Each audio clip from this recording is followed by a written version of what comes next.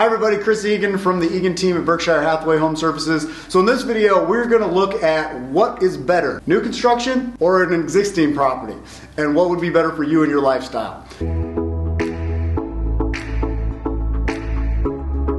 This market in 2020 and 2021 has been extremely competitive, and we've been in a low inventory environment for a long time, which has led a lot of buyers to look at new construction over fighting for an existing property. So what's good about new construction and what are some of the potential drawbacks?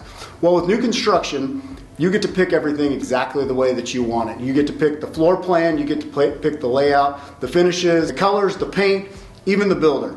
Everything you get to pick.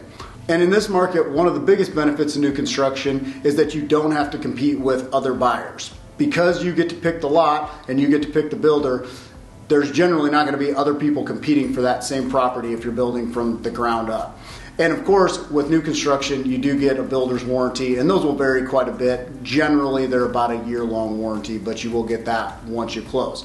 Now, there's a lot of things that are exciting about new construction, but what are the drawbacks? Well, the first thing is it takes a long time. From the beginning, when you actually get your drawings done, to the time that you move into the house is going to be approximately a year. It might be a little sooner, you might be able to do it in 10 months, but it could be longer as well. I know there's some builders in Omaha right now that are quoting people 18 months from just the beginning of the build phase. So that's probably one of the biggest drawbacks. The second thing that goes along with that long time frame is the uncertainty of financing. So when you buy a house, you don't get to lock your rate until usually 60 days before closing. Now, there are some extended rate lock programs with some lenders in town, but you have to pay for that. So there's the uncertainty about what your interest rate will be once the home's completed. And then another thing that a lot of people will not like about new construction is that usually when you build a home, you're going to be building it on the outskirts of the city somewhere. They're going to be not in the center of town. So commuting might take a little bit longer with new construction properties because that's just where the land is to build the properties. And then the last thing is unforeseen costs. A lot of times with new construction, you have to provide your own refrigerator, your own garage door opener. It doesn't come with any landscaping generally. So all of those things are additional costs. Even blinds, you usually have to pay for your own blinds. So the cost that's quoted for the home, there's usually some additions on top of that that you will not see in part of the build cost. Now let's switch gears to existing properties. With existing, you will usually be in the heart of the city. You're going to be close to everything Omaha has to offer. So interstate, shopping, schools, you're going to be close to all that.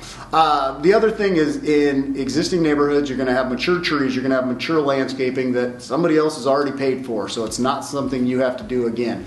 The other thing is, like with new construction, on the rate lock that you don't get with when you're buying existing property, you get to lock that rate as soon as the contract is turned in to the lender generally. So as long as you have a standard 30 to 60 day closing, you can lock that rate immediately, so you take that uncertainty off the table. Now, some of the drawbacks of existing, of course, is that there's potentially more upkeep. The property's older, so some of the things, appliances, furnace, AC, roof, those things are aging and may have to be replaced sooner. The other drawback of existing properties is that all the finishes are already there. So remodel costs will be higher if there's things that you want to go in and change.